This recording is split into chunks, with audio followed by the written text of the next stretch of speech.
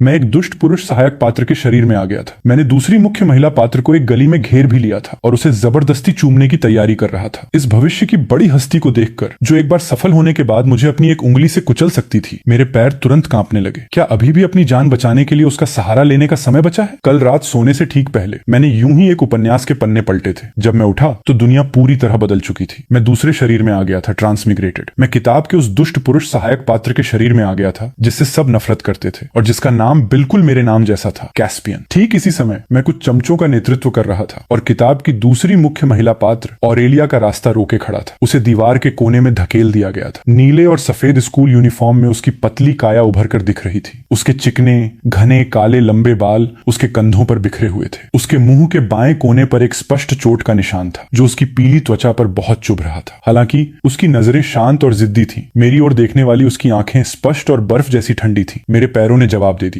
मुझे इसी जानलेवा खतरनाक पल में ही इस शरीर में क्यों आना था? इस उपन्यास की कहानी पूरी तरह से घिसी पिटी थी। ऑरेलिया ने कई सालों तक मुख्य पुरुष पात्र से गुप्त रूप से प्यार किया था। अपनी गरीबी और अपने दाहिने कान के बहरेपन के कारण उसने हमेशा अपनी भावनाओं को अपने दिल की गहराई में दफनाए रखा और चुपचाप उसकी रक्षा करना चुना। और मैं एक घमंडी दबंग अमीरजादा था। मैं उसकी सुंदरता का दीवाना था और लगातार उसका पीछा करता था। मेरे सार्वजनिक इजहार को उसके द्वारा ठुकराए जाने के बाद मैं अपमान से आग बबूला हो गया और कुछ लोगों को लेकर उसे यहाँ घेरने आ गया था। ये सबसे खतरनाक हिस्सा भी नहीं था। सबसे खतरनाक हिस्सा ये था कि मूल कहानी में आज उसकी दादी का ब्लड प्रेशर अचानक बहुत बढ़ जाएगा क्योंकि मैंने उसे घर जाने से रोक दिया था। उस बुजुर्ग महिला को समय पर अस्पताल नहीं ले जाया जा सका और उनका निधन हो गया। उस दिन के बाद से ऑरेलिया ने मेरी हड्डियों के गूदे तक से नफरत की। बाद में जब उसे पता चला कि मैं अभी भी मुख्य पुरुष पात्र को निशाना बना रहा हूं, तो उसने, जो तब तक भारी सफलता प्राप्त कर चुकी थी, बेरहमी से मेरे परिवार को दिवालिया कर दिया। उसने मुझे जेल भी भेज दिया। आज का दिन उसी शाश्वत विनाश का वो महत्वपूर्ण मोड़ था। इतने करीब उस नाजुक प्यारे चेहरे को देखते हुए बस थोड़ा और आगे और मैं उसके होठों को छू सकता था। मूल कहानी में अपने दुखद भयानक अंत के बारे में सोचकर मैं कांप गया और एक कदम पीछे हट गया। अरे बॉस, क्या हुआ? आपने तो अभी तक उसे चूमा भी नहीं है। जबरदस्ती करने में कोई मजा नहीं है। एक दिन वो खुद मुझसे उसे चूमने की भीख मांगेगी, मैंने कहा। जैसे ही मेरे शब्द खत्म हुए, चारों ओर से एक जानबूझकर की गई जोरदार हंसी गूंज उठी। ऑरेलिया के भाव शांत और उदासीन थे, जैसे कि उसके सामने जो लोग और घटनाएं हो रही थीं, उनसे उसका कोई लेना देना ही नहीं था। उसने अपना बैकपैक उठाया और सीधे आगे चलते हुए गली से बाहर निकल गई। चौराहे पर उसकी पतली परछाई को गायब होते देख मैं मुड़ा और मैं भी वहां से जाना चाहता था, लेकिन 2 कदम चलने के बाद उसकी दादी के बारे में सोचकर मेरा दिल बेचैन रहा। मेरे पैर के नीचे कुछ आ गया। मैंने नीचे देखा, ये ऑरेलिया के नाम का बिल्ला नेम टैग था। मैंने बिल्ला उठाया, जल्दबाजी में चमचों की टोली को वहां से विदा किया, अपने परिवार की कार में बैठा और ड्राइवर को तुरंत गाड़ी घुमाकर ऑरेलिया के घर की ओर चलने को कहा। मैं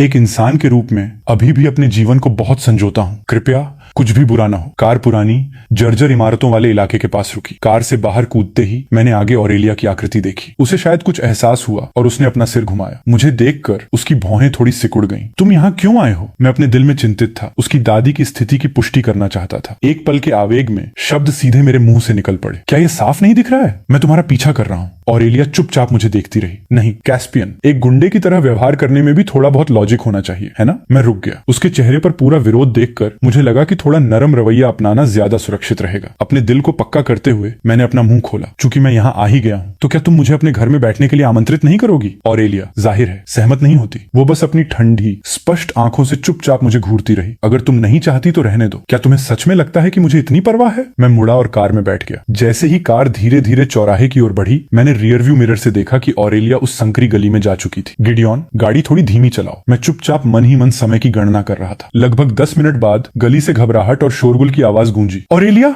लड़की ने सदमे में अपनी आंखें ऊपर की और देखने लगी। शुक्र है कि आप उन्हें बिल्कुल सही समय पर ले आए। अगर 20 मिनट की भी और देरी हो जाती तो मरीज की जान को गंभीर खतरा हो सकता था। डॉक्टर के शब्द सुनकर मेरी अटकी हुई सांसें अंततः वापस आ गईं। बहुत बढ़िया। मैं आखिरकार इस बाधा को सुरक्षित रूप से पार करने में सफल हो गया था। मैंने खुशी खुशी जाकर अस्पताल के बिल का भुगतान कर दिया। ये रकम चाहे जो भी हो, ऑरेलिया के खिलाफ मेरे द्वारा पहले किए गए अपराधों के कम से कम एक हिस्से की भरपाई तो कर ही देगी, है ना? किताब का कैस्पियन एक ऐसा युवा था जिसे उसके माता पिता ने लाड़ प्यार से पूरी तरह बिगाड़ दिया था। भले ही वो हाई स्कूल का सीनियर छात्र था, उसके बैंक कार्ड में पॉकेट मनी की रकम चौंकाने वाली थी। मेरे मुकाबले जो एक अनाथालय में पला बढ़ा था, ये सचमुच जमीन आसमान का अंतर था। इसके अलावा ये मेरी अपनी जिंदगी का मामला था, इसलिए पैसे खर्च करने के मामले में मैं निश्चित रूप से कंजूसी नहीं करूंगा। जब मैं अस्पताल के कमरे के बाहर लौटा तो मैंने ऑरेलिया को अंदर से बाहर आते देखा। वो धीरे से दीवार के सहारे टिकी थी। उसका सिर थोड़ा झुका हुआ था। बाहर आसमान में अंधेरा हो चुका था। अस्पताल का गलियारा कीटाणुनाशक की गंध से भरा था। रोशनी उसकी पतली काया की रूपरेखा रेखा को उकेर रही थी। सच कहूं तो ऐसे चेहरे को देखकर कौन मंत्रमुग्ध नहीं होगा। कोई आश्चर्य नहीं कि किताब का कैस्पियन उसे पागलों की तरह पसंद करता था। ऑरेलिया ने शायद मेरी नजर महसूस की और देखने के लिए अपना सिर घुमाया। मैंने तुम्हारी दादी के अस्पताल का बिल भर दिया है, धन्यवाद। मैं जल्द से जल्द आपको पैसे लौटा दूंगी। ऑरेलिया का परिवार पूरी तरह से कंगाल था। वो खुद एक हाई स्कूल सीनियर थी जो जल्द ही कॉलेज प्रवेश परीक्षा देने वाली थी। वो इतने पैसे कहां से लाती? उसके ग्रेड इतने अच्छे थे कि उसे सबसे बेहतरीन विश्वविद्यालय में प्रवेश मिल सकता था। दुर्भाग्य से मूल कहानी में इन्हीं कुछ दिनों ने और इसी घटना ने उसे रोक दिया था। उसने अपनी परीक्षाओं में खराब प्रदर्शन किया और अपने सपनों के कॉलेज में जाने से चूक गई। मूल कहानी में इस सब का दोष मुझ पर आया था। अब कॉलेज प्रवेश परीक्षाओं में अभी भी 3 महीने बाकी थे। चाहे जो हो जाए,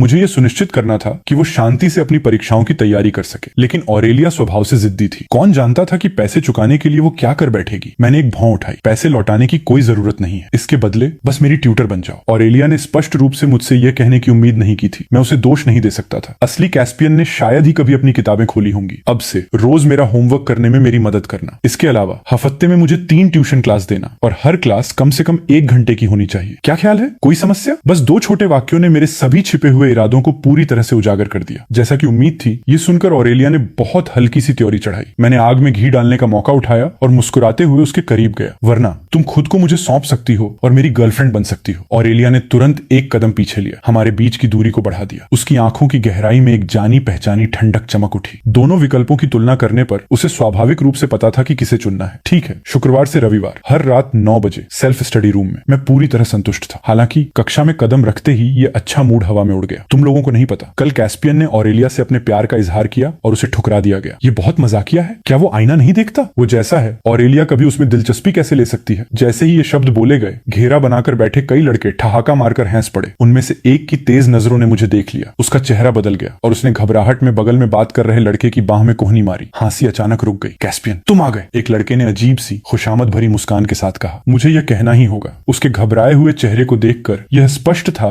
कि यहाँ मेरी कुख्यात प्रतिष्ठा सच में भयानक थी। यहाँ सिर्फ खड़ा होना ही लोगों को डराने के लिए काफी था। मैंने उन्हें नजरअंदाज किया, गलियारे से चला और सबसे आखिरी पंक्ति में अपनी सीट पर आ गया। मैंने आलस से अपना बैकपैक डेस्क पर फेंक दिया। एक भारी धप्प की आवाज के साथ कक्षा और भी शांत हो गई। एक लड़का कक्षा के दरवाजे पर खड़ा था। कैस्पियन, क्लास टीचर तुम्हें ढूंढ रही हैं। सत्यानाश, मैं ये कैसे भूल गया। मूल कहानी में ऑरेलिया को घेरने के बाद किसी ने शिक्षक से कैस्पियन की शिकायत कर दी थी। बाद में उसे मुख्य मंच पर ले जाकर सार्वजनिक रूप से माफी मांगने के लिए भी मजबूर किया गया था। भले ही मैं अतीत में कोई बहुत होशियार छात्र नहीं था, लेकिन कम से कम मैंने अपना सिर झुकाकर रखा था और कभी परेशानी खड़ी नहीं की थी। आने वाले तूफान के बारे में सोचकर मेरा चेहरा उतर गया। जैसे ही मैं दरवाजे की ओर चला, मैं सीधे ऑरेलिया से टकरा गया। उसके मुंह के कोने पर लगी चोट पर एक बैंडेज चिपका हुआ था। एक सरसरी नजर डालने के बाद मैं ऑफिस की ओर चला गया और अनजान बनते हुए उस लड़के से पूछा जिसने मुझे संदेश दिया था, टीचर को मुझसे क्या काम है? मुझे भी नहीं पता। वहां पहुंचने पर तुम्हें पता चल जाएगा। मेरे जाते ही कक्षा में फिर से फुसफुसाहट शुरू हो गई। मैंने पीछे मुड़कर देखा तो एक लंबा सीधे तनकर खड़ा लड़का ऑरेलिया के सामने खड़ा था। बस एक नजर में मैंने उसे पहचान लिया। वो वही लड़का था। वो मुख्य पुरुष पात्र था, लाइसेंडर। ऑरेलिया, तुम्हें चोट लगी है। ऑरेलिया के लिए लाइसेंडर उसकी नीरस जिंदगी में चमकने वाली रोशनी की एक किरण की तरह था। वो उसके लिए सब कुछ देने को तैयार थी। बदले में कुछ नहीं मांगती थी, केवल उसकी भलाई की कामना करती थी, बिल्कुल अभी की तरह। ऑरेलिया ने मेरी दिशा में एक नजर डाली, लेकिन जल्दी ही अपनी नजरें हटा ली और हल्का सा सिर हिला दिया। उसे इस हद तक परेशान किया गया था, फिर भी वो लाइसेंडर को यह बताने की हिम्मत नहीं जुटा पाई। अपनी स्थिति के बारे में सोचते हुए ऑफिस के अंदर 40 के आसपास की उम्र वाली क्लास टीचर के चेहरे पर सख्त भाव थे। कैस्पियन, क्या तुम जानते हो कि मैंने तुम्हें यहाँ क्यों बुलाया है? मैंने अपना सिर हिलाया। क्लास टीचर की भौहें तन गईं और उन्होंने अपनी आवाज ऊंची की। किसी ने शिकायत की है कि कल स्कूल के बाद तुम कुछ लोगों को लेकर ऑरेलिया को परेशान करने गए थे। ऐसा हुआ था या नहीं? हालांकि ये सच था, मैं किसी भी कीमत पर इसे स्वीकार नहीं कर सकता था, चाहे आप मुझे पीट पीट कर मार डालें। नहीं, सच में। कैस्पियन, ऐसे समय में भी तुम बहाने बना रहे हो। जाहिर है उसने मुझे यहाँ पूछने के लिए नहीं, बल्कि सूचित करने के लिए बुलाया था। मैं जो कुछ भी कहूंगा उसके एक अक्षर पर भी वो विश्वास नहीं करेगी। सही भी है, दिन भर क्लास बंक करने वाले और परेशानी खड़ी करने वाले एक समस्याग्रस्त छात्र पर कौन विश्वास करेगा? कौन सा शिक्षक ऐसे छात्र की बातों पर विश्वास करेगा? अगले सोमवार को झंडारोहण समारोह के दौरान तुम मंच पर जाओगे और अपनी गलती स्वीकार करते हुए माफी मांगोगे। मिस हैरिंगटन, मैंने सच में ऐसा नहीं किया। अभी भी नहीं मानोगे, है ना? ठीक है, अगर तुम अपने लिए कोई गवाह ढूंढ लाओ जो तुम्हारे हक में बोले तो मैं तुम्हारी बात मान लूंगी। मेरे मन चले चमचों की टोली को ऑफिस में खड़े होकर मेरे लिए गवाही देते हुए देखने के दृश्य की कल्पना करके मेरी आंखों के आगे अंधेरा छा गया। इस बार मुझे डर था कि मैं इससे बच नहीं पाऊंगा। मेरी बेगुनाही साबित करने में कोई भी मेरी मदद नहीं कर सकता था। खटखट, दरवाजा खटखटाने की आवाज गूंजी। उसके बाद एक स्पष्ट सौम्य आवाज आई, मिस हैरिंगटन। मैंने हैरानी से अपना सिर घुमाया। ये ऑरेलिया थी। मैं इनके लिए गवाही दे सकती हूँ, चाहे आप मुझे पीट पीट कर मार डालें। लेकिन मैंने कभी भी ये उम्मीद नहीं की थी कि ऐसे नाजुक पल में मेरे लिए खड़ी होने वाली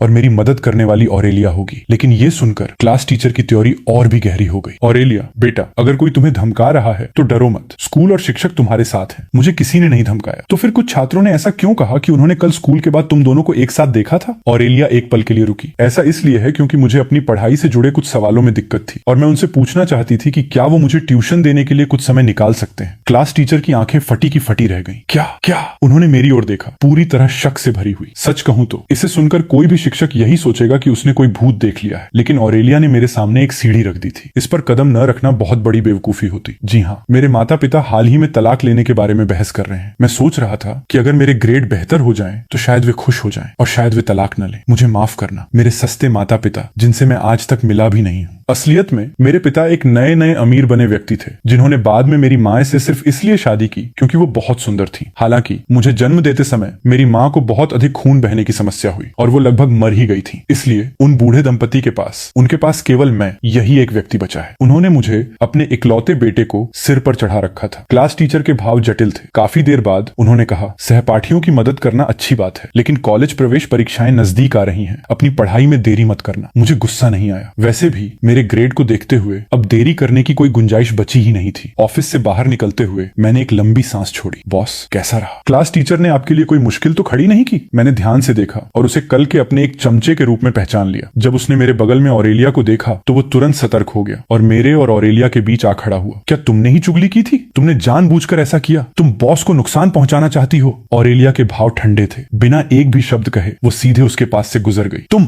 कॉर्बिन, बकवास मत करो। ये देखकर कि ये लड़का कोई परेशानी खड़ी करने वाला है, मैंने जल्दी से उसे पकड़ लिया। तुम उस बड़ी हस्ती का अपमान कर रहे हो जो भविष्य में अपनी उंगलियों के एक इशारे से मुझे कुचल सकती है। कॉर्बिन आधा संदेह में था, लेकिन मुझे ऐसा कहते देख उसने बात को आगे नहीं बढ़ाया। उसने अपना सिर खुजाया और मुस्कुराते हुए बियर का एक केन पकड़ा दिया। बॉस, आपकी पसंदीदा। मैंने सीधे मना करते हुए अपना हाथ हिलाया। बॉस, आज रात के लिए एक पूल हॉल बुक किया है, चलेंगे? चलें? मैं झिझका। सच कहूं तो मैं बिल्कुल नहीं जाना चाहता था, क्योंकि मैं असली कैस्पियन नहीं था। लेकिन रातों रात बहुत ज्यादा बदल जाना निश्चित रूप से संदेह पैदा करेगा। ऑरेलिया ने अचानक अपना सिर घुमाया और हमारी दिशा में देखा। मेरे दिमाग में एक जबरदस्त आइडिया आया। कहाँ चलें? मुझे आज रात एक जरूरी काम है। क्या जरूरी काम? इवनिंग सेल्फ स्टडी, शाम की पढ़ाई में शामिल होना। हाँ, ऐसा नहीं हो सकता बॉस, आप तो रेगुलर क्लास में भी नहीं जाते। आप इवनिंग सेल्फ स्टडी में जाकर क्या करेंगे? तुम क्या जानो, सेल्फ स्टडी तुम लोगों से कहीं ज्यादा जरूरी है। ये ऑरेलिया की चापलूसी करने का मेरा सुनहरा मौका था। जो भी मुझे रोकने की कोशिश करेगा मैं उससे लड़ूंगा। ऑरेलिया ने अपनी नजरें हटा ली। ऐसा लग रहा था जैसे उसने सुना हो, फिर भी उसे कोई परवाह न हो। मैं जल्दी से उसके पीछे भागा। ऑरेलिया, आज शुक्रवार है, हमारी बात हुई थी कि तुम मुझे पढ़ाओगी, भूलना मत। ऑरेलिया कुछ नहीं बोली, ये याद करते हुए कि वो अपने दाहिने कान से बहरी थी। मैं थोड़ा और करीब झुका। क्या तुमने सुना? तुम अपनी बात से मुकर नहीं सकती। ऑरेलिया ने अंततः हल्का सा सिर हिलाया। ऑरेलिया और मेरे एक साथ कक्षा में लौटने के बाद पूरे दिन कक्षा का माहौल अजीब रहा। छात्र मुझे देखते, फिर ऑरेलिया को देखते। उनके चेहरों पर उत्सुकता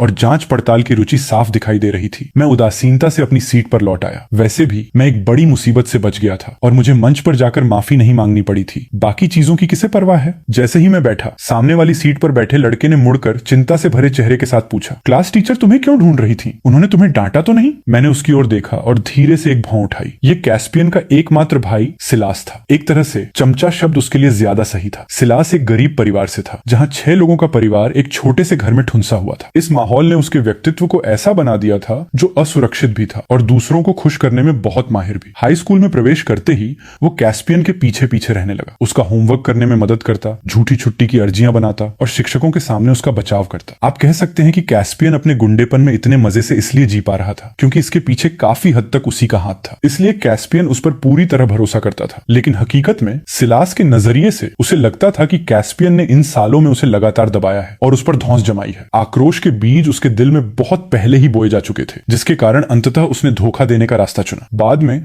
जब कैस्पियन को ऑरेलिया के लोगों द्वारा ले जाया गया तो सिलास ने जानबूझकर कैस्पियन के माता पिता को यह खबर लीक कर दी, जिसके कारण मदद के लिए जाते समय उनकी कार दुर्घटनाग्रस्त हो गई। मैंने नकली चिंता से भरे इस चेहरे को चुपचाप देखा। तुम्हें कैसे पता कि टीचर मुझे डांटने वाली थी? नहीं, मैं तो बस यूं ही पूछ रहा था, क्योंकि कल जो हुआ था जब तुमने ऑरेलिया को घेरा था। हाँ, बहुत से लोगों को इसके बारे में पता है, उन्हें बिल्कुल पता है, और वो तुम ही थे जो खुद जाकर चुगली कराए, है ना? मैं अपनी कुर्सी की पीठ से टिक कर बैठ गया, अपना बैकपैक खोला और किताबें बाहर निकालने लगा। तो क्या हुआ? अगर उन्हें पता है? मैंने पहले ही सरेआम इजहार किया था और इतने सारे लोगों के सामने मैंने उसे लगभग लगभग जबरदस्ती चूम ही लिया था। लोगों का न जानना मुश्किल होगा। सिलास ने शायद मेरी ठंडक को महसूस कर लिया और समझदारी दिखाते हुए फिर से इसका जिक्र नहीं किया। ओह हाँ, मैं कल तुम्हारा वर्कशीट तुम्हारे लिए करने के लिए वापस लेना भूल गया था। मैं अभी उसे तुम्हारे लिए कर दूंगा। वे आज दोपहर क्लास में इसे हल करवाने वाले हैं। मुझे मानना पड़ा, वो सचमुच चतुर था। हालांकि वो कैस्पियन के लिए काम करता था, लेकिन वो कभी भी किसी को गली में घेरने जैसी हरकतों में शामिल नहीं होता था। उसके पास हमेशा कोई न कोई बहाना होता था। कल भी ऐसा ही था। कैस्पियन को अपनी मौत तक यह एहसास नहीं हुआ कि उसका यह अच्छा भाई असल में ऑरेलिया को भी पसंद करता था। कैस्पियन को ऑरेलिया के साथ वैसा व्यवहार करते देख वो अपने दिल का गुस्सा जाहिर भी नहीं कर सकता था। मैंने अपनी कलाई मोड़ी, उसके हाथ से बचा, पलटा और गलियारे के ठीक पार ऑरेलिया की डेस्क पर वर्कशीट फेंक दी। मैंने अभी तक ये वर्कशीट नहीं की है। वे आज दोपहर क्लास में इसे हल करवाने वाले हैं। पूरी कक्षा तुरंत पूरी तरह से शांत हो गई। ऑरेलिया ने भी अपना सिर घुमाया और मुझे चुपचाप देखा। मैंने उसकी ओर अपनी ठुड्डी उठाई। वे आज दोपहर क्लास में इसे हल करवाने वाले हैं। ऑरेलिया ने मेरी वर्कशीट अपनी भौतिकी की किताब के ऊपर रखी और लिखना शुरू कर दिया। इतनी कठिनाई की एक वर्कशीट उसके लिए पानी पीने जितनी आसान थी। मुझे तो ऐसा भी लगा जैसे उसने इस बारे में बमुश्किल ही सोचा हो। बस सवाल पर एक नजर डाली और उसके पास जवाब था। कैस्पियन,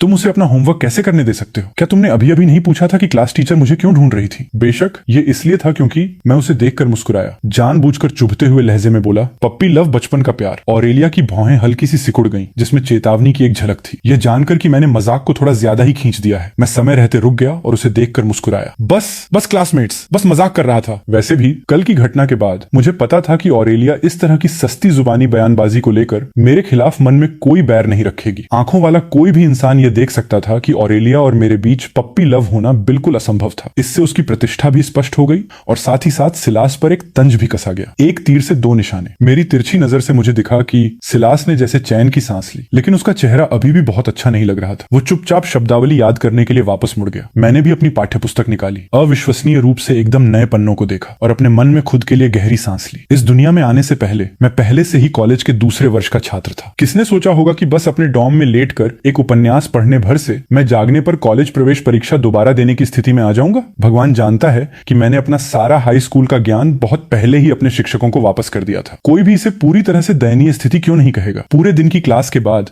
मैं थक कर चूर हो गया था और अपनी डेस्क पर सपाट पसरा हुआ था। किसी ने खिड़की खटखटाई। बॉस। मैंने एक आंख खोली और देखा कि कॉर्बिन कुछ चमचों को लेकर बाहर खड़ा था। बॉस, चलो खेलने चलते हैं, सेल्फ स्टडी बहुत बोरिंग है। ओह, तो वे मुझे आमंत्रित करने के लिए एक समूह के रूप में आए थे। अगर ये असली कैस्पियन होता तो वो रोमांचित हो जाता। अफसोस कि मैं वो नहीं था। वो कैंडी कहाँ है जो मैंने तुम्हें लाने के लिए कही थी? ओह हाँ, ये यही है। कॉर्बिन ने अपना माथा पीटा और एक बैग पकड़ा दिया। इस लड़के ने 2 बॉक्स भी खरीद लिए थे। अगले ही पल बैग के अंदर के सामान को देखकर मैंने कहा, मैंने तुम्हें कैंडी खरीदने के लिए कहा था। तुम्हें सिगरेट खरीदने के लिए किसने कहा? नहीं बॉस। क्या ये आपका पसंदीदा ब्रांड नहीं है? कॉर्बिन चकराया हुआ दिखा। ऐसा लग रहा था कि यह छवि सच में 1 या 2 दिन में नहीं बदली जा सकती। मैंने एक गहरी सांस ली। मुझे अब ये पसंद नहीं है, समझे? तो बॉस आप रुकिए, मैं अभी जाकर आपके लिए इसे बदलवा लाता हूँ। 10 मिनट बाद मेरे डेस्क पर हार्ड फ्रूट कैंडीज का एक डिब्बा रखा गया। ठीक है, तुम लोग जाओ, 9 बज गए हैं। मुझे अभी भी सेल्फ स्टडी रूम में जाना है, मैंने कहा। अपना बैकपैक पकड़ा और बाहर चला गया। सेल्फ स्टडी रूम हमारी अकादमिक इमारत की पहली मंजिल पर था, जिसे विशेष रूप से हाई स्कूल सीनियर्स के लिए निर्धारित किया गया था। वे कदम दर कदम मेरे ठीक पीछे चलते रहे और अंततः सेल्फ स्टडी रूम के दरवाजे पर विस्मय में रुक गए। हे भगवान, बॉस आप सच में? बेशक ये सच है। ओह हाँ, तुम्हें अब मेरे लिए सिगरेट लाने की जरूरत नहीं है। मुझे अब कैंडी खानी चाहिए। बॉस आपको कौन सा सदमा लगा है? मैंने एक कैंडी का रैपर खोला, उसे अपने मुंह में उछाला और बड़बड़ाया। ऑरेलिया को यह पसंद नहीं है, समझे? कई लोग तुरंत जोरदार हूटिंग करने लगे। मुझे कहना होगा, ऑरेलिया सच में एक बहुउद्देशीय ढाल थी। हर कोई जानता था कि कैस्पियन उसे पसंद करता है, इसलिए उसकी खातिर थोड़ा बदलाव करना पूरी तरह से सामान्य था, है ना? आखिरकार उन्हें विदा करने के बाद मैंने सेल्फ स्टडी रूम में कदम रखा और पाया कि ऑरेलिया वास्तव में पहले ही पहुंच चुकी थी। मेरा दिल उछल पड़ा। क्या उसने वो बकवास सुन ली जो मैं बाहर बक रहा था? ऑरेलिया ने अपना सिर उठाया। उसका पीला और नाजुक चेहरा पूरी तरह शांत लग रहा था, जैसे उसने अभी अभी मुझ पर ध्यान दिया हो। ओह, मैंने अपने दिल को तसल्ली दी, पास गया और उसकी बाईं ओर बैठ गया। ऑरेलिया, मैंने सरलता से पूछा, हमें कहां से शुरू करना चाहिए? तो चलो, टीचर ने आज दोपहर क्लास में यह समझाया था, लेकिन उन्होंने इसे तुम्हारे जितना अच्छे से बिल्कुल भी नहीं समझाया। दरअसल इसका मुख्य कारण यह था कि यह वर्कशीट थोड़ी कठिन थी। असली कैस्पियन के लिए इसे सिर्फ एक बार सुनकर समझना असंभव था। ऑरेलिया से इसे दोबारा पढ़वाने से बाद में चीजों को समझाना आसान हो जाता। ऑरेलिया एक पल के लिए शांत रही। ऐसा लग रहा था कि उसे मेरे बात करने के तरीके की आदत हो गई है और वो अब हर शब्द पर नुक्ताचीनी नहीं कर रही थी। तो आइए इस बहुविकल्पीय मैकेनिक्स प्रश्न से शुरू करते हैं। जरूर। ये देखकर कि वो सहायक रेखाएं खींचने वाली है, मैं अनजाने में उसकी तरफ थोड़ा और झुक गया। ऑरेलिया की हरकतें अचानक रुक गईं। क्या हुआ? मैंने उसकी ओर मुड़कर देखा। ऑरेलिया के होंठ थोड़े से खुले और उसने अचानक पूरी तरह से असंबद्ध प्रश्न पूछा, तुम जो कैंडी खा रहे हो उसका स्वाद कैसा है? लीची। क्या तुम एक चखना चाहती हो? ऑरेलिया की पलकें थोड़ी फड़फड़ाई। उसका शरीर अगोचर रूप से एक तरफ खिसक गया, जिससे हमारे बीच थोड़ी दूरी बन गई। जरूरत नहीं है। है। जैसा कि मुझे उम्मीद थी, ऑरेलिया और मेरे एक साथ इवनिंग सेल्फ स्टडी में जाने के बाद स्कूल में हमारे पप्पी लव के रिश्ते में होने की अफवाहें नहीं उड़ी। उन्होंने जिस बात की गपशप की वो ये थी कि मैं ऑरेलिया का दीवाना सिम बन गया था और उसकी खातिर पागलों की तरह पढ़ाई करने लगा था। मैं पूरी तरह से हार मान चुका था। पीई क्लास शारीरिक शिक्षा के दौरान मैं स्टैंड में बैठा था, दुख से भरा चेहरा। मैं स्टैंड में बैठकर 45 डिग्री के कोण पर अपना सिर झुकाए आसमान को निहार रहा था। भूल जाओ, उन्हें गपशप करने दो। एक बड़ी हस्ती का दीवाना बनना हमेशा उसका जानी दुश्मन बनने से बेहतर होता है। खैर, मुझे अभी वो भी नहीं कहा जा सकता था, ये देखते हुए कि भविष्य की ऑरेलिया के सामने मैं अविश्वसनीय रूप से कमजोर था। कैस्पियन, तुम ऑरेलिया का पीछा करने के लिए इतनी मेहनत कर रहे हो, लेकिन उसने कोई जवाब नहीं दिया है। मुझे लगता है शायद तुम्हें इसे भूल जाना चाहिए। सिलास मेरे बगल में बैठा था और सावधानी से बोल रहा था। मुझे लगता है कि वो शायद लाइसेंडर को पसंद करती है। ऐसा है क्या? मैंने भी अभी इसके बारे में सुना है। उसने कल थैचर से पूछा था कि किसी लड़के के लिए क्या उपहार तैयार करना अच्छा रहेगा। लगता है लाइसेंडर का जन्मदिन जल्द ही आने वाला है। मैं पूरी तरह बोर होकर कुर्सी की पीठ से टिक गया। शायद पसंद करती है का क्या मतलब है? वो किसे पसंद करती है? क्या मुझे नहीं पता होगा? लाइसेंडर को सेलो बजाना पसंद था, इसलिए ऑरेलिया ने व्यक्तिगत रूप से लकड़ी का एक सेलो आभूषण हाथ से तराशा था। उसके जन्मदिन पर उसने चुपके से इसे उसकी डेस्क के अंदर रख दिया था, लेकिन लाइसेंडर को कभी पता नहीं चला कि वो ऑरेलिया ही थी जिसने उसे यह दिया था। वरना वो दूसरी मुख्य महिला पात्र क्यों होती? इस तरह एक गुप्त क्रश पालना वो कभी भी मुख्य महिला पात्र से मुकाबला कैसे कर सकती थी? कैस्पियन, तुम नाराज नहीं हो? मुझे किस बात पर नाराज होना चाहिए? सिलास एक पल के लिए निशब्द रह गया। बॉस, बैडमिंटन खेलना है? कॉर्बिन पीछे से एक रैकेट लिए हुए प्रकट हुआ, जिससे मैं चौंक गया। क्या तुम अपनी मौत बुला रहे हो? मुझे बस कोई खेलने वाला नहीं मिला। बॉस, मुझ पर एक एहसान कर दीजिए। मुझे ये पता था, ये उन दुर्लभ चीजों में से एक थी जिसे कैस्पियन की ताकत माना जा सकता था, और उन बहुत कम क्षेत्रों में से एक था जहां मैं उसके साथ तालमेल बिठा पा रहा था। अगर तुम बैडमिंटन खेलना चाहते हो तो तुम्हारे साथ खेलने के इच्छुक बहुत से लोग हैं। बॉस, आपका दिमाग हाल ही में पूरी तरह से ऑरेलिया पर अटका हुआ है। क्या आप बस हमें इस तरह नजरअंदाज करने वाले हैं? मैंने रैकेट ले लिया। चूंकि मुझमें यह बदलाव रातों रात बहुत तेजी से आया था, इसलिए यह निश्चित रूप से संदेह पैदा करेगा। भले ही मैं ऑरेलिया को एक बहाने के रूप में इस्तेमाल कर सकता था, लेकिन मैं इतना भी अचानक नहीं बदल सकता था। कभी कभी नाटक करना अभी भी जरूरी था। वो कहावत क्या थी? जिस झूठ में सच मिला हो उसे पकड़ना सबसे मुश्किल होता है। स्पोर्ट्स फील्ड के बगल वाली खुली जगह पर पहुंचकर मैंने बैडमिंटन रैकेट का परीक्षण किया और इत्तेफाक से एक जानी पहचानी आकृति पर मेरी नजर पड़ी। ऑरेलिया, वो दौड़ रही थी। शायद मेरी नजर महसूस करके उसने भी अपना सिर थोड़ा घुमाया और मेरी दिशा में एक नजर डाली। अरे ऑरेलिया! उसने कोई जवाब नहीं दिया। उसकी नजर एक पल के लिए मेरे बैडमिंटन रैकेट पर रुकी और फिर जल्दी से हट गई। मुझे लगा था कि इतना समय एक साथ बिताने के बाद मैं और वो बड़ी हस्ती भले ही करीब न हो, लेकिन कम से कम हमारे बीच थोड़ी बहुत तो बातचीत थी ही। वो अचानक लोगों को नजरअंदाज क्यों कर रही थी? कैस्पियन, तुम्हारे हाथ में जो शटलकॉक है वो बहुत पुरानी है। मैं एक नई लाया हूँ। देखो ये काम करती है या नहीं। मैंने नई शटलकॉक ली जो उसने मुझे दी थी। जब तक मैंने ऊपर देखा, ऑरेलिया दौड़कर आगे निकल चुकी थी। उस युवा लड़की की पीठ पतली और कमजोर थी, फिर भी ये एक जिद्दी लचीलापन बिखेर रही थी। मैं थोड़ा हैरान था। ऑरेलिया बहुत कम बोलने वाली, बेहद एकांत प्रिय इंसान थी। आमतौर पर जब वो बहुत अधिक दबाव में या खराब मूड में होती थी, तभी वो इस तरह लगातार दौड़ती थी। ऐसे समय में उसे किसने दुखी किया? तभी बगल के बास्केटबॉल कोर्ट से जय जयकार की आवाज गूंजी। कोई चिल्लाता हुआ लग रहा था। मैंने भी उस तरफ देखा और धुंधले रूप से एक लड़की को 3 स्टेप लेअप करते देखा। उसकी हरकतें बहुत सहज थीं, जो चीखने की लहरें पैदा कर रही थीं। यह मुख्य महिला पात्र थी और लाइसेंडर की आधिकारिक जोड़ीदार मेव पढ़ाई में बिल्कुल फिसड्डी, बस मेरी तरह दिन काट रही थी। और उसके इतने बॉयफ्रेंड रह चुके थे कि कई टेबल भर जाएं। ये सच है। मुख्य पुरुष पात्र लाइसेंडर एक आदर्श,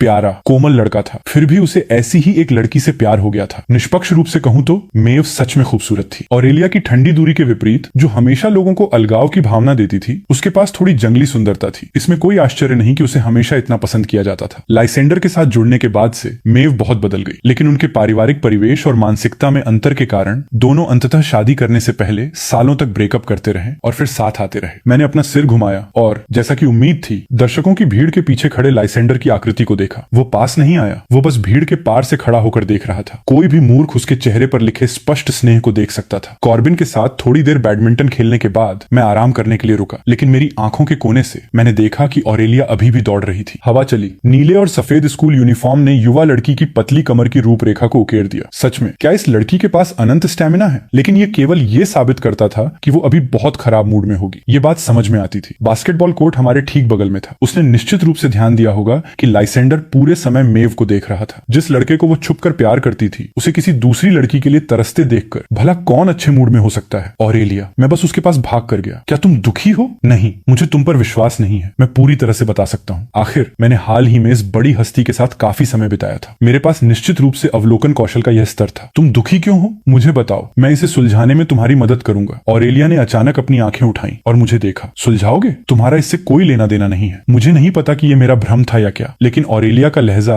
आज हमेशा से कुछ डिग्री ज्यादा ठंडा लग रहा था। मेरा दिल कस गया। ऐसा लग रहा था कि यह बड़ी हस्ती सामान्य स्तर से कहीं ज्यादा परेशान थी। अगर वो लाइसेंडर को इस तरह देखकर ही इतना दुखी हो रही थी, तो बाद में उसका क्या होगा जब वो और मुख्य महिला पात्र खुशी खुशी साथ उड़ रहे होंगे? बार बार सोचने के बाद मैं खुद को रोक नहीं पाया। लाइसेंडर को पसंद करना बंद कर दो। तुम दोनों के बीच ये असंभव है। क्या? मेरा मतलब है ये बस। मैंने खांसा, लेकिन इससे पहले कि मैं अपनी बात पूरी कर पाता, मुझे अचानक अपने सिर के पिछले हिस्से पर ठंडी हवा का एक झोंका महसूस हुआ। ऑरेलिया के भाव बदल गए। उसने मेरी कलाई पकड़ी और मुझे जोर से दूर धकेल दिया। मेरी आंखों के आगे अंधेरा छा गया और फिर मैंने एक दबी हुई धप्प की आवाज सुनी। शोर और चीख पुकार की आवाजें तुरंत अफरा तफरी में गूंज उठी। पास ही जमीन पर लुढ़कती हुई सॉकर बॉल फुटबॉल को देखकर मुझे आखिरकार समझ आया कि क्या हुआ था। अभी वो गेंद सीधे मेरी तरफ उड़ती हुई आ रही थी। ऑरेलिया ने मेरे लिए उसे रोक लिया था। स्कूल की डिस्पेंसरी के बाहर मैंने लंबे समय तक इंतजार किया, तब जाकर डॉक्टर अंदर से बाहर आए। ऑरेलिया कैसी है? क्या ये गंभीर है? वो गेंद बहुत तेजी से आ रही थी। गनीमत है कि उसने तुम्हें बचाने के लिए अपनी पीठ का इस्तेमाल किया, वरना अभी तुम अस्पताल में होते। चिंता मत करो, उसे कुछ चोटें आई हैं, लेकिन ये गंभीर नहीं है। कुछ दिनों तक रक्त संचार बढ़ाने और चोट ठीक करने वाला मलहम लगाने से ये ठीक हो जाएगा। मेरी अटकी हुई सांसें अंततः नीचे आईं, लेकिन मैं अभी भी पूरी तरह से निश्चिंत नहीं हो सका। अगर इस बड़ी हस्ती को कुछ हो जाता तो मैं इसकी कीमत नहीं चुका पाता। मैं उसे देख कर आता हूँ। ये कहकर डॉक्टर की सहमति का इंतजार किए बिना मैंने बस पर्दा हटाया और अंदर चला गया। ऑरेलिया, तुम कैसी? मेरी आवाज अचानक रुक गई। ऑरेलिया वास्तव में अपने कपड़े पहन रही थी। उसके सुंदर कंधे की हड्डी के पास चोट का एक निशान चमक रहा था। आवाज सुनकर ऑरेलिया की हरकतें जम गईं। एक छोटी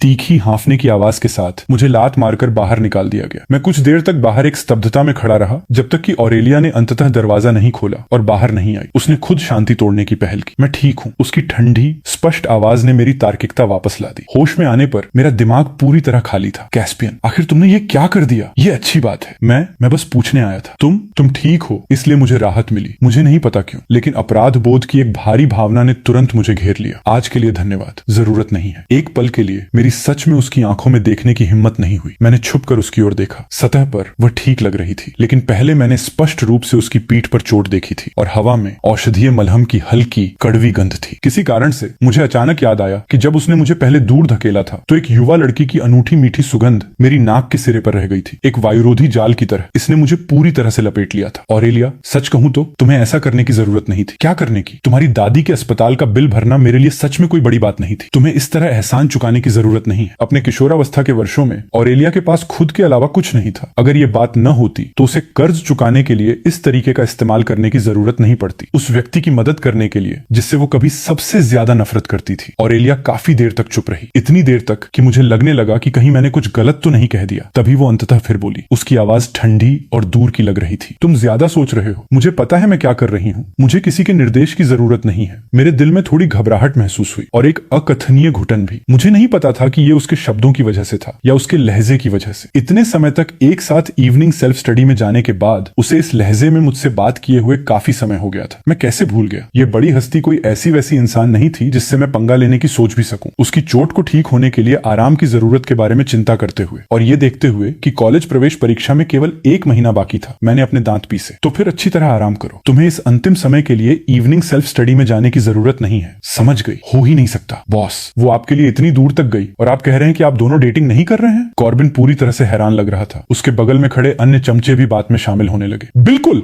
हमने भी इसके बारे में सुना है। उसने ठीक उसी पल आपको दूर धकेल दिया। वो गेंद उसे बहुत जोर से लगी थी। बॉस इतने हैंडसम हैं और उसके साथ इतने अच्छे से पेश आते हैं कि कोई सोच भी नहीं सकता। कौन इसका विरोध कर पाएगा? बॉस, वो निश्चित रूप से आपको पसंद करती है। तुम लोग इतने गपशप करने वाले क्यों हो? तुम्हारे पास कहने के लिए इतना कुछ है। तुम लोग जाकर मुख्य मंच पर भाषण क्यों नहीं देते? आखिरकार वे बहुत छोटे थे। वे उस बड़ी हस्ती को नहीं समझते थे। ऑरेलिया जैसे लोग एहसानमंद होना सबसे ज्यादा नापसंद करते हैं। मैंने पहले उसकी इतनी बड़ी मदद की थी। भले ही उसने इसे जोर से नहीं कहा, लेकिन उसे यह निश्चित रूप से अपने दिल में स्पष्ट रूप से याद था। इसके अलावा दूसरों को भले ही पता न हो कि वो लाइसेंडर को पसंद करती है, लेकिन क्या मुझे नहीं पता होगा? लेकिन बॉस, इस बार मॉक एग्जाम में आपका स्कोर फिर से काफी सुधर गया है। अगर ऐसा ही चलता रहा तो आप कॉलेज प्रवेश परीक्षा के लिए तैयार हैं। बेशक। ऑरेलिया को छोड़कर ऐसा क्या है जो तुम्हारा बॉस चाहता है और वो उसे सफलतापूर्वक नहीं मिला है? बेशक। इन शब्दों में थोड़ा बहुत डींग हाँकना भी शामिल था। इतनी तेजी से सुधार कर पाना मुख्य रूप से ऑरेलिया की बदौलत ही संभव था। वो समस्याओं को अच्छी तरह से समझाती थी और उसमें बहुत धैर्य था। कभी कभी मैं एक ही सवाल कई बार पूछता था और वो कभी चिढ़ती नहीं थी। इसके अलावा कॉर्बिन जैसे लड़कों के लिए 400 अंक लाना ही बहुत बड़ी बात थी। 500 अंक तो आसानी आसानी से टॉप छात्रों की श्रेणी में आते थे। घर लौटने पर मुझे अपने माता पिता से और भी अधिक उत्साहपूर्ण प्रशंसा मिली। अच्छा,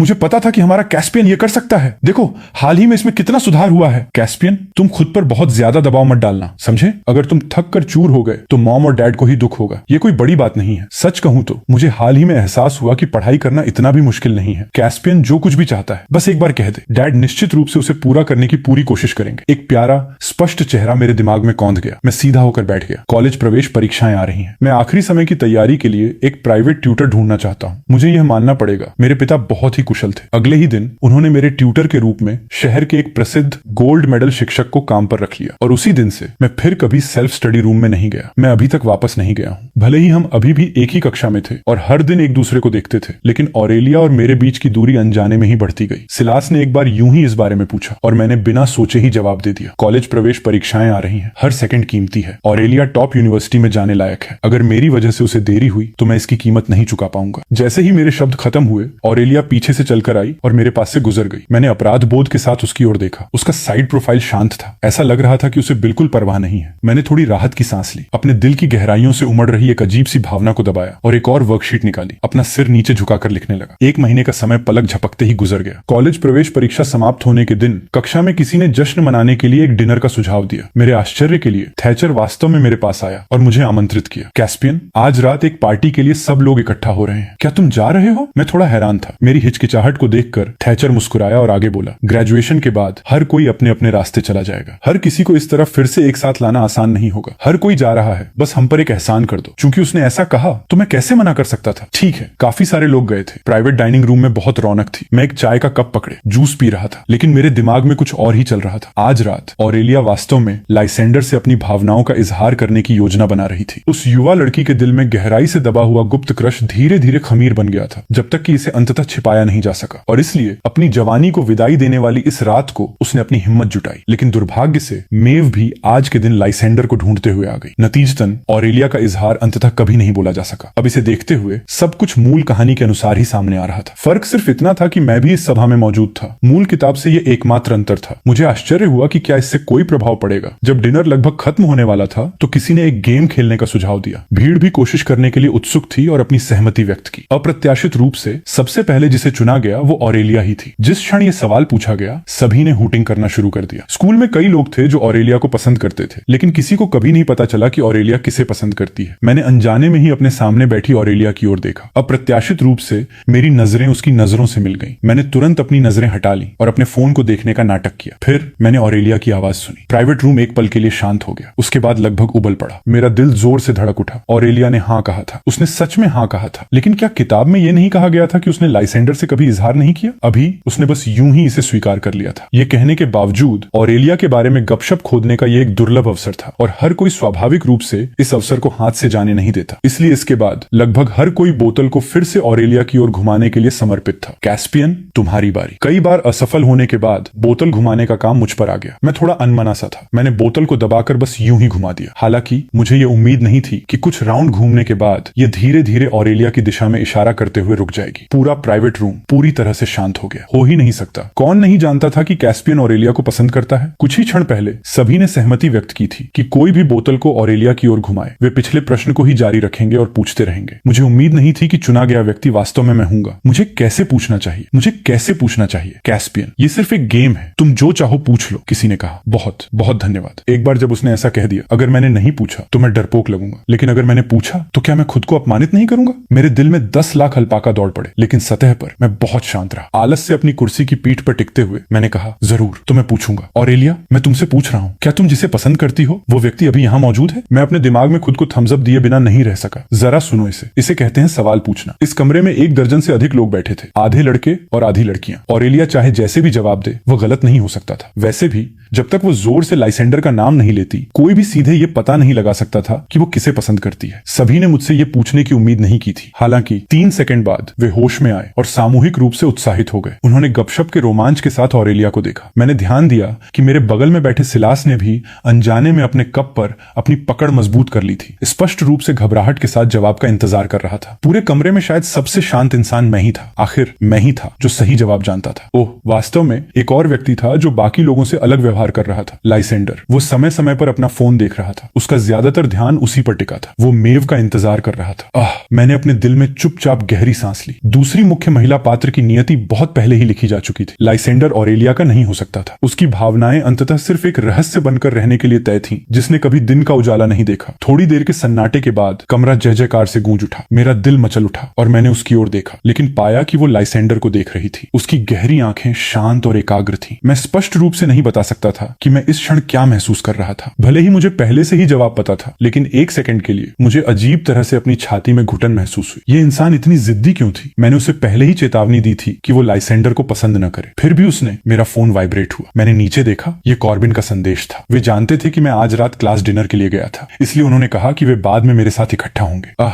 माफ करना, मेरे दोस्त अभी भी मेरा इंतजार कर रहे हैं। मुझे निकलना होगा। आज रात का खाना मेरी तरफ से है। सभी लोग संकोच मत करना। ये कहने के बाद मैंने ऑरेलिया की ओर दोबारा नहीं देखा। मैं उठा और प्राइवेट रूम से बाहर निकल गया। कॉर्बिन और उसके दोस्तों ने एक बारबेक्यू स्टैंड चुना था। मैंने पिछले डिनर में ज्यादा कुछ नहीं खाया था। मैंने सोचा था कि यहाँ आने के बाद मैं छक कर खाऊंगा, लेकिन अप्रत्याशित रूप से मुझे अभी भी ज्यादा भूख नहीं थी। मैंने एक के बाद एक अनानास बियर की 3 बोतलें पी ली। अरे बॉस, परीक्षाओं के बाद मौज मस्ती करने के लिए आज का दिन बहुत बढ़िया है। आप दुखी क्यों दिख रहे हैं? मैंने उसकी ओर देखा। उसके लिए यह मुश्किल होगा। मुट्ठी भर मटन के सीख कबाब पकड़े हुए, इतनी खुशी से खाते हुए, फिर भी मेरे बारे में फिक्र करने का समय निकाल पाना। ओह यार, हमारे ग्रुप में बॉस ही इकलौते ऐसे इंसान हैं जो वास्तव में एक उचित परीक्षार्थी के रूप में योग्य हैं। पिछले कुछ महीनों में बॉस ने सुबह से लेकर रात तक पढ़ाई की है। उनका वजन कम हो गया है। तुम लोगों की तरह नहीं। हर एक का वजन 10 पाउंड बढ़ गया है और तुम अभी भी ठूस रहे हो। ये बॉस के लिए है, मुझे परवाह नहीं है। तुम क्या बकवास कर रहे हो? ये कुछ नहीं है। शायद ये इसलिए है क्योंकि परीक्षाएं खत्म हो गई हैं और अचानक खाली समय मिलने से मुझे थोड़ा खालीपन महसूस हो रहा है। बॉस, हम लोग पूल खेलने क्यों नहीं चलते? आपने बहुत समय से नहीं खेला है। चलो आज खेलते हैं। मुझे सच में पूल खेलना नहीं आता था, लेकिन मैं सच में चिढ़ा हुआ भी था। ठीक है। मैं कॉर्बिन और अन्य लोगों के पीछे पीछे उस पूल हॉल में गया जहां हम अक्सर जाते थे। जैसे ही हम अंदर गए, मैं बस सोफे पर पसर गया। बॉस, आप नहीं खेल रहे हैं? सुनहरे रंगे बालों वाला एक जोशीला युवा लड़का चल कर आया। वो इस जगह का मालिक था और कैस्पियन के साथ उसके अच्छे संबंध थे। क्या हुआ? दिल टूट गया क्या? मैंने अपनी आंखें घुमाई। तुम्हारा दिल टूट गया। तुम्हारे पूरे परिवार का दिल टूट गया। ये वास्तव में सच है। आपको सिखाने के लिए मुझसे उपस्थिति शुल्क लिया जाता है, पता है ना? एक टूटे दिल वाला आदमी सच में भयानक होता है, जिसमें इंसानियत बिल्कुल नहीं होती। वो जोशीला युवा लड़का बड़बड़ाता और गालियां देता हुआ चला गया। कॉर्बिन और बाकी लोगों ने भी मुझे मजबूर नहीं किया। उन्होंने एक गेम सेट किया और खुद ही खेलना शुरू कर दिया। मैं सोफे पर सिकुड़ कर बैठा रहा, पूरी तरह से ऊब कर उन्हें देखता रहा। इस समय तक ऑरेलिया का डिनर खत्म हो गया होगा, है ना? मैं बस यही सोच रहा था कि अचानक मेरा फोन स्क्रीन जल उठा। ये एक अज्ञात नंबर था। मुझे ये थोड़ा अजीब लगा, लेकिन फिर भी मैंने फोन उठा लिया। हेलो? दूसरी तरफ बहुत सन्नाटा था। तुम किस बात पर चिल्ला रहे हो? कुछ लोगों ने अपनी आवाज धीमी की। अभी भी हंस और मजाक कर रहे थे। कॉर्बिन को एक और शॉट लेने के लिए उकसा रहे थे। मैं कुछ कदम कोने की ओर चला गया और मुझे लाइन के दूसरी तरफ से एक ठंडी स्पष्ट आवाज सुनाई दी। कैस्पियन, तुम कुछ भूल गए हो। मैं जम गया। ऑरेलिया, ये वास्तव में उसका नंबर था। उसने वास्तव में अपनी पहल पर मुझे फोन किया था। रुको, मैं कुछ भूल गया हूँ। चारों ओर देखने पर मुझे आखिरकार एहसास हुआ। सत्यानाश, मेरा बटुआ कहाँ है? माफ करना, मैंने अभी ध्यान दिया। क्या मेरा बटुआ तुम्हारे पास है? तुम कहाँ हो? मैं अभी इसे लेने आता हूँ। अभी भी उसी रेस्टोरेंट में हूँ। मैं तुम्हारा यहीं इंतजार करूंगी। हे भगवान, ऐसा लगा जैसे मेरे कान ही सुन्न हो गए हों। मैंने जल्दी से कॉर्बिन और दोस्तों को समझाया। उनमें से कई लोग मेरे साथ जाने के लिए शोर मचाने लगे। जरूरत नहीं है, बस कुछ सामान उठाना है। और फिर बहुत रात हो चुकी है। इसके बाद मैं सीधा घर जाऊंगा। तुम लोग खेलते रहो। मैंने रेस्टोरेंट तक जाने के लिए टैक्सी ली। दूर से ही मैंने चौराहे पर खड़ी एक पतली सी आकृति देखी। ये ऑरेलिया थी। शायद उसे एहसास हुआ और उसने अपना सिर घुमाया। रात के आसमान के नीचे बहती नियॉन रोशनियां युवा लड़की के नाजुक चेहरे पर चमक रही थी, जो एक गर्म रोशनी की परत डाल रही थी। उसकी गहरी काली आंखों के विपरीत झिलमिलाती रोशनी उसके चेहरे पर बह रही थी। मेरा दिल जैसे एक धड़कन चूक गया। मैंने एक हल्की सांस ली, कार से बाहर निकला और उसकी ओर चला गया। इसके लिए माफ करना, इतनी रात को तुम्हें परेशान किया। क्या तुमने बहुत देर तक इंतजार किया? नहीं, यहाँ भी बस अभी खत्म हुआ है। मैंने उसके वाक्य में भी शब्द पर ध्यान नहीं दिया। खत्म हुआ सुनकर मेरे दिमाग में सबसे पहला विचार आया, ये खत्म हो गया है। तो मेरे जाने के बाद क्या हुआ? क्या उसने लाइसेंडर से इजहार किया? लेकिन स्पष्ट रूप से ये कुछ ऐसा नहीं था जो मुझे पूछना चाहिए था। इसलिए मैंने समझदारी दिखाते हुए उसे देखकर मुस्कुरा दिया। धन्यवाद। अगर तुम नहीं होती तो ये बटुआ शायद सच में खो जाता। उसने बटुआ सौंप दिया। मेरी उंगलियां गलती से उसकी उंगलियों से टकरा गईं। हालांकि ये पहले से ही झुलसाने वाली गर्मियों की शुरुआत थी, फिर भी उसका हाथ ठंडा महसूस हो रहा था। मैंने जल्दी से अपना हाथ पीछे खींच लिया। धन्यवाद। कोई बात नहीं। तुमने शराब पी है? बस थोड़ी सी। ऑरेलिया फिर नहीं बोली। काम हो गया था। तार्किक रूप से यह अलविदा कहने का समय था। मैं 3 सेकंड तक चुप रहा और फिर मैंने उसे पुकारा। ऑरेलिया, मुझे लगता है कि मैं सीधा नहीं चल पा रहा हूँ। क्या तुम मुझे चौराहे तक छोड़ सकती हो? यहाँ की सड़क संकरी है। मेरे परिवार के ड्राइवर को गाड़ी अंदर लाने में परेशानी हो सकती है। ठीक है, मुझे नहीं पता कि मुझमें यह हिम्मत कहाँ से आई। मैं अचानक आधा कदम आगे बढ़ा। मुझे भी अब अपने अंदर कोई ताकत नहीं बची लग रही है। कैसा रहेगा अगर तुम मुझे सहारा देने के लिए अपना कंधा उधार दे दो? ये कुछ ऐसा था जो असली कैस्पियन कहता। सही है। मैंने चुपचाप अपने दिमाग में खुद को आश्वस्त किया। ऑरेलिया आधा कदम पीछे हट गई। निराशा की एक क्षण क्षणिक लहर मेरे दिल में दौड़ गई, लेकिन इसे जल्दी ही मेरे दिमाग के पिछले हिस्से में धकेल दिया गया। चलो चलें। रात की हवा में अभी भी एक बची हुई गर्मी थी। हालांकि ऐसा लग रहा था कि हवा मेरे चेहरे जितनी भी गर्म नहीं थी। मुझे नहीं पता कि बात इस हद तक कैसे पहुंच गई। ऑरेलिया वास्तव में मेरे इस अविश्वसनीय रूप से अनुचित अनुरोध के लिए सहमत हो गई थी। उस युवा लड़की के मुलायम काले बालों को देखकर, स्कूल यूनिफॉर्म के पतले कपड़े के माध्यम से संचारित होने वाली एक युवा लड़की की अनूठी मीठी गर्मी को महसूस करते हुए मेरा दिल लगभग पूरी तरह से बेकाबू हो गया था। वो सच में बहुत दुबली थी। मुझे आश्चर्य हुआ कि क्या उसे अपने कंधे पर रखी मेरी बांह बहुत भारी लग रही थी। समय जैसे असीम रूप से खिंचता हुआ प्रतीत हो रहा था, पिघलती हुई चॉकलेट की तरह जो लंबे समय तक रहने वाले धागे खींच रही हो, किसी व्यक्ति को धीरे से उलझा रही हो। लेकिन पलक झपकते ही चौराहा हमारे ठीक सामने था। आगे कारों के हॉर्न की आवाज पहले से ही सुनी जा सकती थी। मैंने अपना सिर थोड़ा घुमाया और खुद को और करीब झुकने से नहीं रोक सका। ऑरेलिया, मुझे क्या करना चाहिए? मुझे लगता है कि मैं उस रात के बाद मैंने ऑरेलिया को फिर कभी नहीं देखा। उस रात की हर चीज हमेशा के लिए सील किया गया एक रहस्य बन गई लगती थी, जब तक कॉलेज प्रवेश परीक्षा के परिणाम घोषित नहीं हो गए। ऑरेलिया 701 के स्कोर के साथ शहर की विज्ञान टॉपर साइंस की टॉपर बन गई। पब्लिसिटी की भारी लहर में उसका नाम हर जगह था। मेरा लंबे समय से अटका हुआ दिल अंततः सुरक्षित रूप से शांत हो गया। इस बार ऑरेलिया का भविष्य मेरी वजह से बर्बाद नहीं हुआ था। सब कुछ अंततः मेरी उम्मीदों के अनुसार सुचारू रूप से आगे बढ़ा था। लेकिन मुझे अपने दिल में वैसी खुशी क्यों महसूस नहीं हुई जैसी मैंने कल्पना की थी। बार बार सोचने के बाद मैंने एक आखिरी बार देखने के लिए ऑरेलिया के घर जाने का फैसला किया। परीक्षा के परिणाम आ चुके थे। जब तक उसकी दादी स्वस्थ और सुरक्षित हैं, ये बाधा पूरी तरह से पार हो जाएगी। वो और कैस्पियन वैसे भी एक ही रास्ते पर चलने वाले लोग नहीं थे। आज के बाद वे पूरी तरह से अलग जीवन की ओर बढ़ेंगे। मैं इसे अंतिम विदाई के रूप में मानूंगा। जब तक मैं ऑरेलिया के घर के पास पहुंचा, तब तक शाम हो चुकी थी। अप्रत्याशित रूप से जैसे ही मैं गली के मुहाने पर पहुंचा,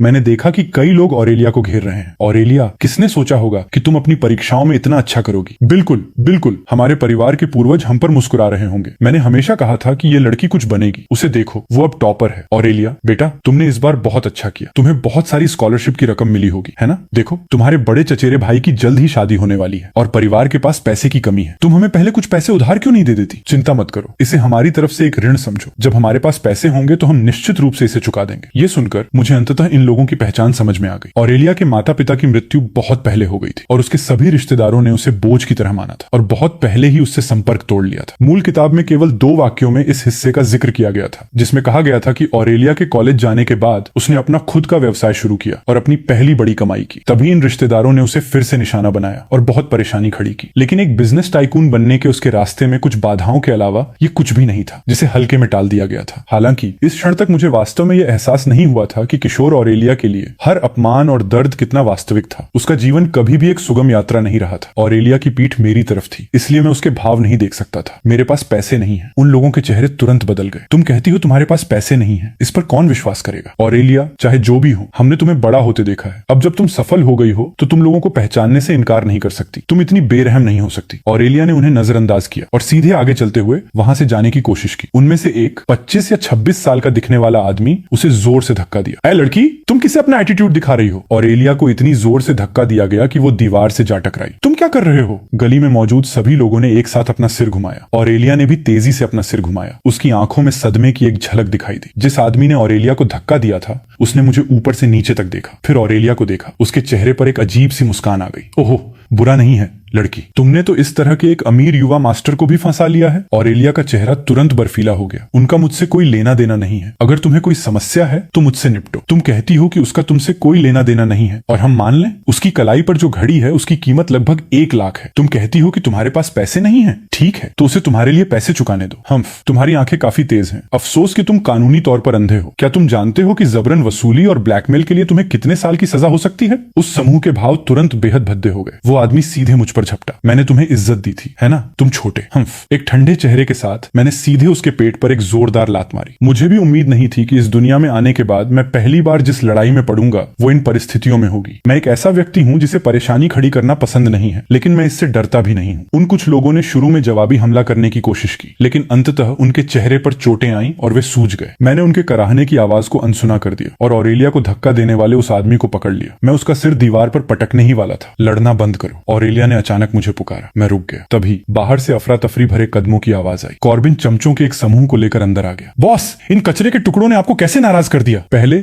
जब मैंने गली के मुहाने पर कुछ गड़बड़ देखी थी तो मैंने कॉर्बिन को फोन किया था और उन्हें लोगों को लेकर आने को कहा था। ऑरेलिया ने अचानक मेरी आस्तीन पकड़ ली। वो डरी हुई लग रही थी कि मैं उन्हें मारना जारी रखूंगा। मैंने अपनी भावनाओं को शांत किया। इन सज्जनों की अच्छी तरह से देखभाल करो, वो वाक्य पीछे छोड़ते हुए और कॉर्बिन और टोली के गपशप और जिज्ञासु नजरों को नजरअंदाज करते हुए मैंने सीधे ऑरेलिया को खींचा और वहां से निकल गया। काफी दूर चलने के बाद मुझे अंततः एहसास हुआ कि वो वास्तव में इस पूरे समय चुपचाप मेरे पीछे पीछे आ रही थी। मेरे सीने के अंदर कुछ उबल रहा था। मैं मुड़ा, अंततः खुद को रोक नहीं पाया। क्या तुम जानती हो कि तुम कॉलेज जाने वाली हो? इसी क्षण मुझे एहसास हुआ कि मेरी आवाज वास्तव में थोड़ी कांप रही थी, जिसमें गुस्सा और वो डर था जिसकी मैंने खुद भी उम्मीद नहीं की थी। वो ऐसा व्यवहार कैसे कर सकती थी? उसने आखिरकार परीक्षाओं को पार कर लिया था, आखिरकार जीवन में एक नए चरण का स्वागत किया था। अगर उन लोगों ने सच में आज उस थोड़े से पैसे के लिए उसके साथ कुछ अपरिवर्तनीय कर दिया होता तो उसकी पूरी जिंदगी बर्बाद हो जाती। तुम्हें परवाह है क्या मैंने अपनी परीक्षाओं में अच्छा किया या नहीं? मैं कॉलेज जाती हूँ या नहीं? तुम्हें परवाह है? मैं एक पल के लिए निशब्द रह गया। बेशक मुझे परवाह है। आखिरकार तुम शहर की साइंस की टॉपर हो, हम सहपाठी हैं, इसलिए मैं भी तुम्हारी महिमा में आनंदित होता हूँ। भविष्य में मुझे तुमसे ही उम्मीदें हैं। झूठे क्या? ऑरेलिया ने अपनी जेब से कुछ निकाला और मेरे हाथ में रख दिया। यह एक बैंक कार्ड था। मेरी दादी के अस्पताल के बिल का भुगतान करने के लिए तुमने जो पैसे दिए थे वे सब इसमें हैं। मैंने कहा था कि मैं जल्द से जल्द तुम्हें वापस कर दूंगी। मैं अपनी बात की पक्की हूँ। मुझे लगा जैसे मेरी छाती गीली रुई के एक बड़े टुकड़े से ब्लॉक हो गई हो। उसने कहा था कि उसके पास पैसे नहीं है, जिसका मतलब है कि उसने जो स्कॉलरशिप का पैसा कमाया था वो सब मुझे वापस करने में जा रहा था। जैसा कि उम्मीद थी, वो कभी किसी पर कोई एहसान नहीं रखती थी। हर कर्ज का हिसाब स्पष्ट था। वो जाने के लिए मुड़ी। मैं गुस्से से हंस पड़ा। ऑरेलिया, तुम अच्छी तरह जानती हो कि यह रकम मेरे लिए कुछ भी नहीं है। सिर्फ इस थोड़े से पैसे के लिए, सिर्फ मेरे साथ एक स्पष्ट रेखा खींचने के लिए तुम उन्हें खुद को परेशान करने दोगी, अपने खुद के भविष्य को छोड़ दोगी?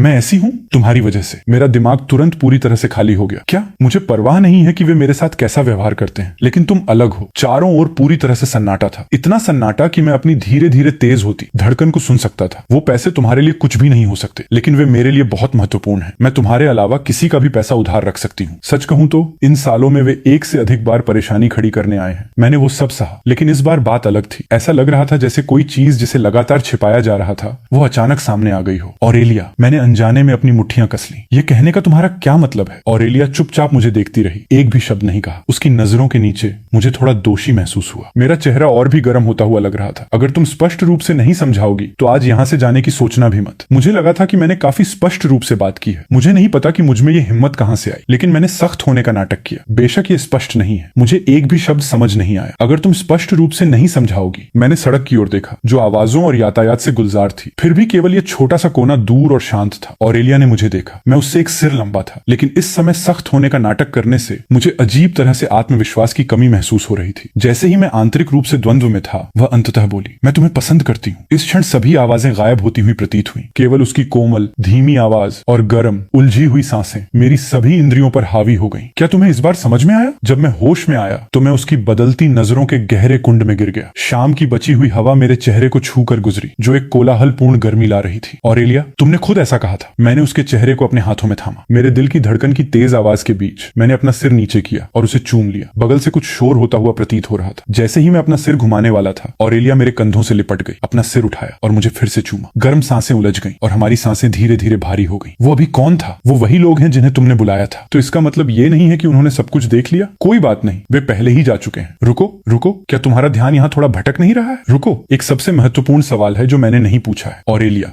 तुम अब लाइसेंडर को पसंद नहीं करती हो? ऑरेलिया रुकी। ऐसा लगा जैसे वो हंसना चाहती हो। तुम्हें आखिर ये पूरा विश्वास क्यों था कि मैं उसे पसंद करती हूँ? मैंने बस अंदाजा लगाया था। सही है, परीक्षा के बाद वाले उस डिनर की रात तुम लगातार देख रहे थे। वो इसलिए क्योंकि तुम लगातार उसे देख रही थी। मैं मूल रूप से तुम्हें उस दिन बताना चाहती थी, लेकिन ऐसा लग रहा था कि तुम्हें बाकी लोगों के साथ मजा आ रहा है। इसलिए मैंने सोचा, जब तुमने पहले मुझसे कहा था कि तुम मुझे पसंद करते हो, तो क्या तुम मुझसे झूठ बोल रहे थे? ये ऐसा क्यों लग रहा है जैसे ये पूरी तरह से मेरी गलती है? लेकिन मैंने उस दिन तुमसे इजहार किया था। सख्ती से कहूं तो नुकसान तो यहाँ मैंने उठाया है। क्या? मैंने उसके चेहरे को अपने हाथों में थामा और उसके बाएं कान के पास झुका। मैंने कहा, मैं तुम्हें पसंद करता हूँ ऑरेलिया। अगर दाहिने कान का इस्तेमाल किसी छिपे हुए क्रश के रहस्यों को संजोने के लिए किया जाता है, तो बाएं कान का इस्तेमाल सुनने और इजहार करने के लिए किया जाता है। मैं तुमसे प्यार करता हूँ। ऑरेलिया के साथ अपने 5वें साल में हमने शादी कर ली। ये लड़की सच में अविश्वसनीय है, सुंदर, होशियार, कैस्पियन से कहीं बेहतर। मैंने भी राहत में सिर हिलाया। हाँ, अब आप दोनों बड़ों को दिवालिया होने की चिंता नहीं करनी पड़ेगी। मॉम की आंखें भी लाल हो गईं। मॉम को लगता लगता था कि हमारा कैस्पियन बस लड़की की अच्छी शक्ल सूरत के पीछे है। मैंने कभी उम्मीद नहीं की थी कि ये लड़की इतनी उत्कृष्ट होगी। हमें सच में खजाना मिल गया, लॉटरी लग गई। आप दोनों बड़ों को इतने उच्च मूल्यांकन के लिए धन्यवाद। शादी में कॉर्बिन और दोस्तों ने खुशी से झूमते हुए शराब पी। यहाँ तक कि लाइसेंडर और मेव भी आए थे। उनकी शादी अगले साल के लिए तय थी। ऑरेलिया उस दिन बहुत अच्छे मूड में थी और उसने काफी रेड वाइन पी ली थी। जब मैं उसे वापस कमरे में ले गया तो मैंने देखा कि बेड साइड कैबिनेट पर लकड़ी की एक नई नक्काशी मूर्ति रखी थी। ये लकड़ी से तराशे गए नवविवाहित जोड़ों की एक मूर्ति थी। ऑरेलिया, तुमने मुझे बहुत मोटा तराशा है। जब मैं उसे वापस कमरे में ले गया तो ऑरेलिया ने मुझे पीछे से गले लगा लिया। ऐसा है क्या? उसे देखो जो तुमने कॉलेज प्रवेश परीक्षा खत्म होने वाले दिन चुपके से मेरे बैग में डाल दिया था। मैं तब भी बहुत पतली और सुंदर थी। लकड़ी की वो नक्काशी छोटी और उत्कृष्ट थी, हथेली के आकार की केवल आधी। इसमें एक किशोर लड़के को कार में बैठा हुआ खिड़की से अपना सिर बाहर निकाले हुए दिखाया गया था। हवा उसके काले बालों को उड़ा रही थी और उसकी मुस्कान चमकदार थी। ये ऑरेलिया और मेरे आधिकारिक तौर पर एक साथ आने वाले दिन ही मुझे पता चला कि उसका इजहार वास्तव में मेरे इजहार से पहले का था। लेकिन वो बटुआ मैंने घर लौटने के बाद उसे बस यूं ही दराज में फेंक दिया था और अंदर छिपे रहस्य को कभी नहीं खोज पाया था। किशोर ऑरेलिया, वह कदम जिसे उठाने के लिए ऑरेलिया ने अपनी सारी हिम्मत जुटाई थी, वह लगभग हमेशा के लिए पीछे हट गया था। मैंने उसे थोड़ा और करीब खींच लिया। ऑरेलिया, अगर मैं उस दिन तुम्हें ढूंढने के लिए वापस नहीं मुड़ता तो क्या हमारा अंत आज के अंत से अलग होता? नहीं। ऑरेलिया ने मुझे चूमा। मेरी कहानी का अंत हमेशा तुम ही रहोगी। हमेशा मेरे साथ रहने के लिए धन्यवाद।